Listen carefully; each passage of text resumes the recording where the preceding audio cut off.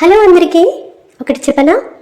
చాలామంది ఇలా అంటూ ఉంటారు, నువ్వెంత అదృష్టవంతురాలివి, నీ భర్త నిన్ను చాలా ప్రేమిస్తాడు అని.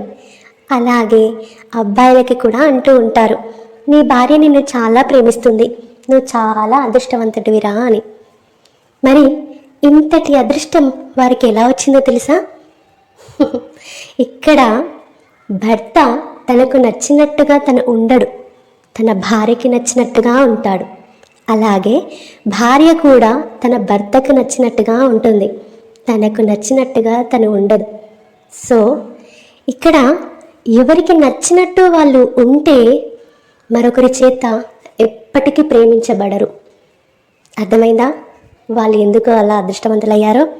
నిజం అనిపిస్తే మీ అభిప్రాయం ఏంటో కామెంట్లో తెలియచేయండి.